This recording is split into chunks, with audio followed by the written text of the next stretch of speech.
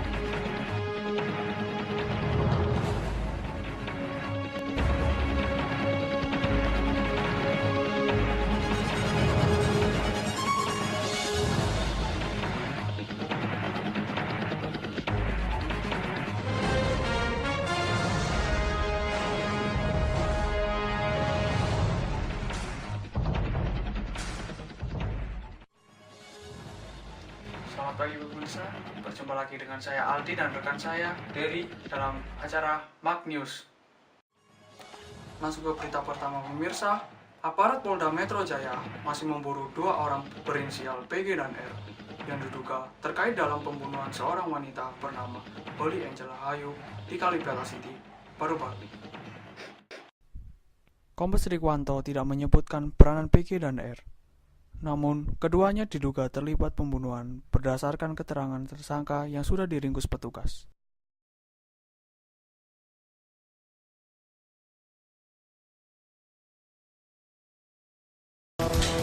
Kita perkirakan masih di Jakarta atau di wilayah Indonesia ya.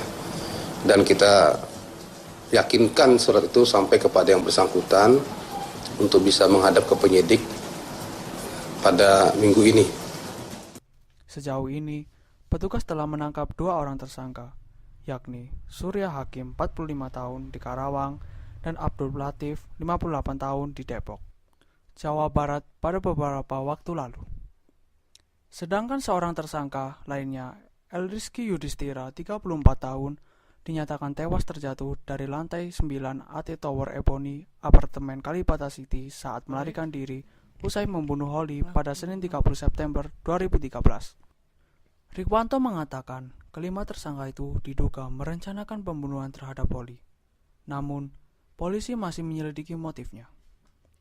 Rikwanto menjelaskan tersangka Surya Hakim menyebut nama Gatot Supriyartono yang merupakan salah satu pejabat Badan Pemeriksa Keuangan BPK yang merupakan auditor utama. Saat ini, petugas masih menelusuri dugaan keterikatan Gatot dengan kasus penganiayaan yang menewaskan Holly tersebut. Rikwanto menambahkan, polisi akan mempertemukan atau mengkonfrontir para tersangka dengan Gatot untuk mengungkap kasus pembunuhan itu. Berita kedua, Komisi Pemberantasan Korupsi menjadwalkan pemeriksaan Wakil Bupati Lebak Amir Hamzam terkait penyidikan kasus suap kepengurusan sengketa pemilihan daerah. Dalam kasus ini, KPK menetapkan 3 tersangka, yakni Ketua Mahkamah Konstitusi nonaktif Akil Mokhtar, pengusaha Tubagus Khairi Wardana, yang juga adik dari Gubernur Banten Ratut Atu Khosyah, serta pengacara bernama Susi Turadayani. KPK memeriksa Amir sebagai saksi untuk para tersangka karena dianggap tahu seputar kasus ini. Amir dan pasangannya Kasim bin Sailan dicekah KPK berpergian ke luar negeri sejak 7 Oktober 2013. dalam kasus dugaan suap menyuap terkait kepengurusan sengketa pemilihan kepala daerah di Lebak. Nama Amir Kasim disebut-sebut. Pasangan Amir dan Kasmin beberapa waktu lalu mengajukan gugatan ke MK atas putusan Komisi Pemilihan Umum yang memenangkan pasangan Ikti Oktivia dan Ade Sumardi. MK pun mengabulkan gugatan Amir dan memerintahkan KPU mengulang pilkada Lebak. KPK menduga ada uang yang diberikan kepada Akil terkait putusan MK ini. Uang diduga diberikan oleh Tubagus. Diduga Atut merupakan pihak yang memerintahkan pemberian uang kepada Akil agar pasangan Amir Kasim dimenangkan dalam sengketa pilkada. Beberapa waktu lalu, KPK memanggil ajudan Amir yang bernama Denny dan Eko untuk diperiksa sebagai saksi. Ya pemirsa, lebih dari 1,75 juta orang dari 189 negara menunaikan ibadah haji pada tahun ini. Untuk laporan selengkapnya, kita sudah terhubung dengan rekan kami yang sedang berada di Mekah. Ya, bagaimana keadaan jamaah haji di Mekah, Tania? Terima kasih Alinderi. Saat ini saya akan melaporkan langsung dari Arab. Kondisi kesehatan jemaah sangat memuaskan. Pihak telah mengerahkan 82.000 petugas keamanan untuk menjamin kelancaran pelaksanaan ibadah haji selama di Armina. Berapa jumlah haji yang masuk ke Arab Saudi pada tahun ini? Ketua Komite Haji Arab Saudi mengatakan, musim haji tahun ini sejumlah 1.700.000 jemaah haji asing masuk ke Arab Saudi, di antaranya 800.126 perempuan yang datang dari 189 negara di seluruh dunia. Demikianlah berita yang dapat saya laporkan. Kembali ke studio. Ya, terima kasih Tania atas laporannya langsung dari Arab. Untuk berita selanjutnya, yaitu berita seputar teknologi. Ya, berita tersebut akan disampaikan oleh rekan kami, Frans. Ya, terima kasih Aldi dan Dery. Ya, sekarang pemirsa, apakah Anda tahu tentang ini? Ya, itu adalah BlackBerry. BlackBerry sekarang akan meluncurkan aplikasi terbarunya untuk Android dan iPhone, yaitu BlackBerry Messenger. Jadi, sekarang BBM bisa dipakai untuk Android, iPhone, dan juga BB. This is such a great experience. It's just too good to keep it only to ourselves. It's time to bring BBM to a greater audience. Yeah. Yep. How do we unlock this value of BBM for everyone, no matter who they are, wherever they are, and no matter what mobile device they carry? Done.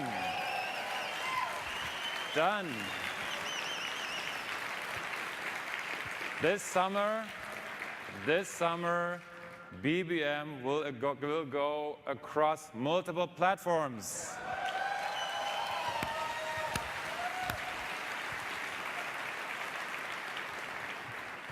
We will make BBM available as the premier multi-platform mobile messaging solution all around the globe.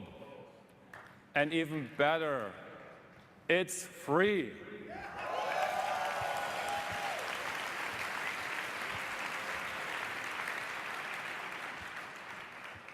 So at launch, we will support iPhones running iOS 6 and Android devices running Ice Cream Sandwich or higher.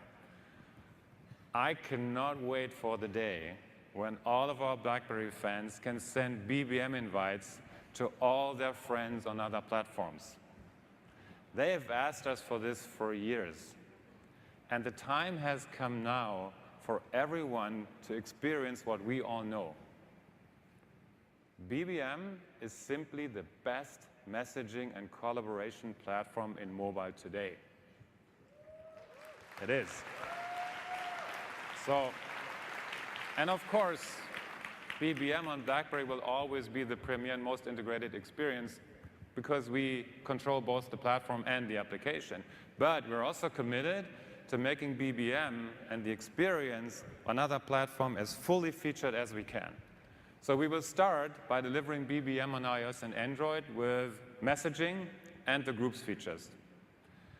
And we will then roll out feature parity throughout the rest of the year, including BBM voice, screen share, and video, and of course, BBM channels.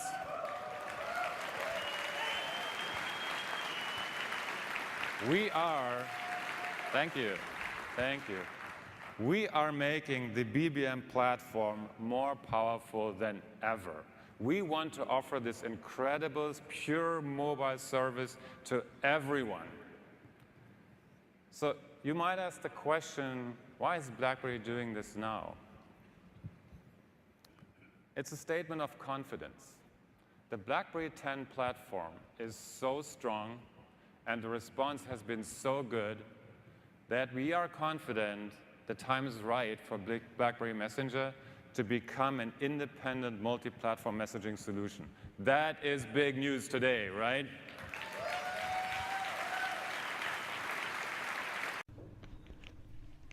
BlackBerry sempat akan merilis aplikasi BBM untuk Android dan iPhone pada akhir September lalu, namun gagal karena servernya error mendapat serangan aktivitas dari pengguna aplikasi BBM tak resmi di perangkat Android.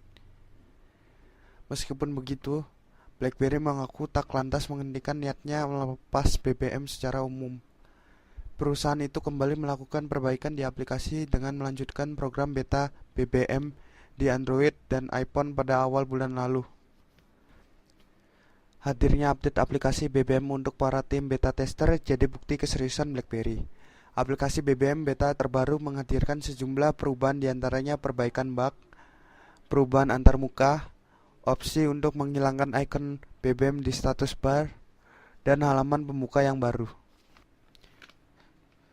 Proses perbaikan di dalam BBM sepertinya telah berhasil dituntaskan dan sudah kembali siap untuk dirilis ke pengguna Android dan iOS ini.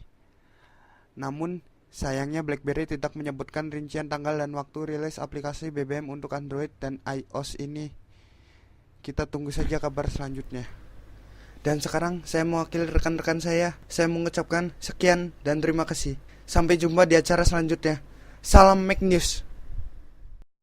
Untuk berita selanjutnya kita terhubung 801.200 enggak isom.